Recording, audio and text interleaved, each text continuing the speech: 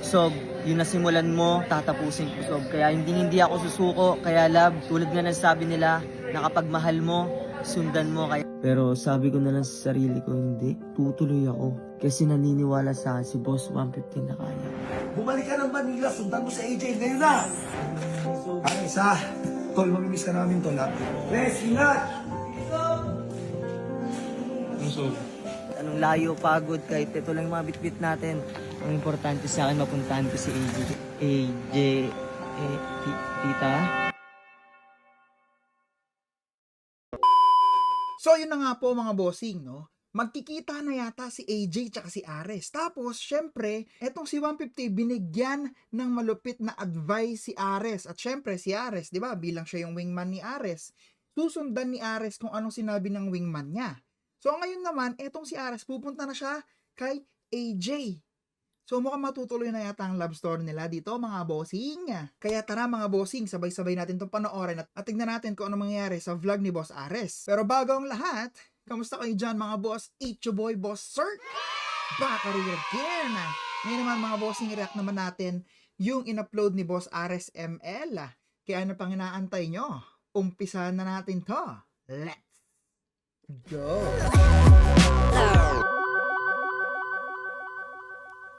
Yun guys, update lang, nasa airport na tayo. Talagang hindi ko na talaga naabutan si AJ dito, pero Napansin ko sa mga halos sa mga nasa bootcamp ni 150, ba't sila nagsisiuwian guys?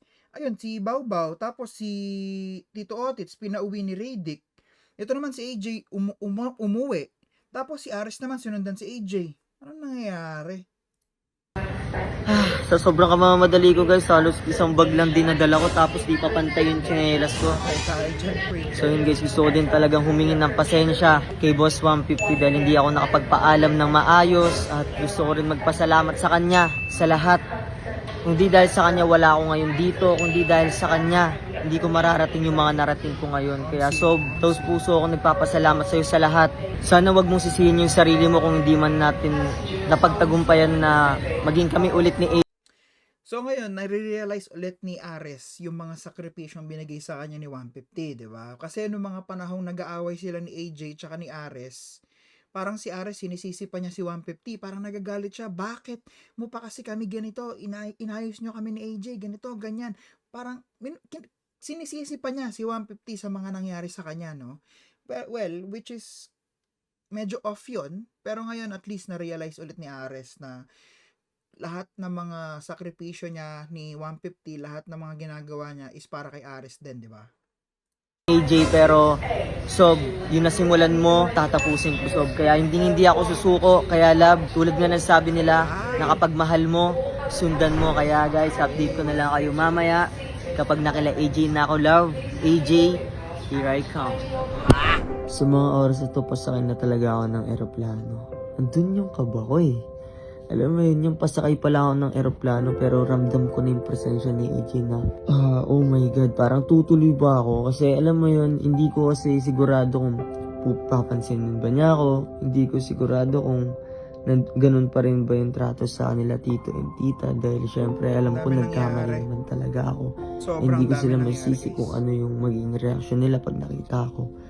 Pero sabi ko na lang sa sarili ko, hindi, tutuloy ako. Kasi naniniwala sa akin si Boss 150 na kaya. Ang isa, tol, mamimiss ka namin, tol, ha? Res, ingat! Na kahit mag-isa lang muna ako.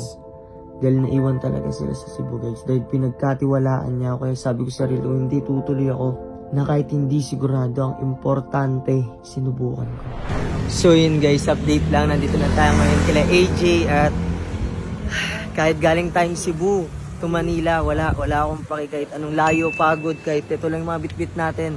Ang importante sa akin, mapuntahan ko si AJ. Kaya AJ na yan, par. kinakabahan ako guys, nandito na tayo sa shop niya at tara, wala, nandito na tayo, di na tayo pwedeng umatras. AJ, tita? Oh, bakit dito ka? Naku, Si AJ po. Wala siya dito.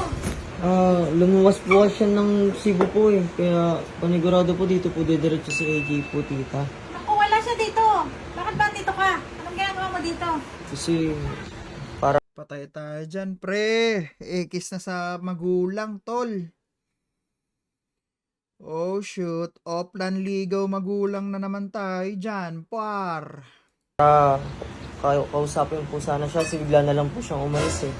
Wala siya dito. Baka pwede po siya makausap, tita. Kahit sabihin niyo lang po na nandito ako, tita. Sasabihin ko, pero andyan siya sa taas. Hindi pa siya may pag-usap sa iyo, sa kanan. Nadulas yung nanay niya. Andyan sa taas. Dito naman eh. Saka ka na makipag-usap sa kanya. Ganun po po. Sige po. Pero tita, babalik po ako kapag handa na po si AJ makipag-usap ko sa akin. Bahala ka. Sige Ikaw po. bahala kung gusto mong bumalik. Sige po, tita. Thank you po sa oras po. Sige, sige. Babalik na lang po ako, tita. Sige. Bye-bye. Sige po. Oh my gloves. Ano ba daw yung nagagawa ko? So yun guys, wala. Hindi ko alam kung paano, ano ko ayusin to, pero wala, hindi ako susuko. Kaya yung pinaka ko sa'yo, boss 150, boss Sob, hindi ako susuko kahit nasa malayo ka at mag-isa lang ako nandito, hindi ko sisirain yung tiwala mo na binigay sa akin. Pumunta ako dito. Hindi ko maintindihan bakit ginagawa mo siya para kay 150. Nagigets nyo ba guys? Kumbaga, puro siya 150, parang hindi ko pa narinig kay Ares na gagawin ko to dahil mahal ko si AJ. Pansin nyo? Hindi ko alam. Para ayusin yung mga dapat ayusin kay Love. Alam ko ayaw mo akong kausap ngayon, pero pangako sa'yo, hindi ako susuko. At para sa mga JRS spam dyan guys, hindi ako uuwi ng Tarlac hanggang di kami magkakaayos. Pero kung sa tingin nyo magkakaayos pa kami ni AJ, Dana, kabalen! pusuan nyo to. Pero kung sa tingin nyo wala nang talagang pag-asa at wala na, tuluyan na talaga niya akong pinabayaan, like nyo na lang to. Pero hindi tayo susuko guys. So yun nga mga boss, no? Hindi ko lang maintindihan bakit niya palaging sinasabi na gagawin ko to, boss 150, para hindi masira yung tiwala mo sa akin. Gagawin ko to, boss 150, dahil alam ko dito ka magiging masaya. Boss 150, boss 150, boss 150, boss 150. Parang ang hirap lang kasing isipin. Ngayon para sa akin to opinion ko to mga bossing. Kung kayo may opinion kayo, gumawa din kayo ng reaction video nyo, okay? Pero yun na nga. Para sa akin kasi, parang ginagawa niya yung mga bagay na to para kay 150. Hindi para sa kanya. Hindi para kay AJ. Hindi dahil mahal niya si AJ. Kundi ito yung magpapasaya kay 150. Well, wait lang. Ganon yung pagkakaintindi ko dahil puro siya 150, 150, 150. Ilan na yun? 150, 300. Hindi po, ano na? 450 na. So, yun na nga mga boss. Naniniwala ako kay Ares. Gusto ko maniwala kay Ares na mahal talaga niya si AJ. Pero sana, gawin mo yung bagay na to dahil gusto mo. Gawin mo yung liligawan mo si AJ, susuyuin mo si AJ dahil mahal mo siya. At papakita mo sa kanya nagsisisi ka dahil mahal mo siya.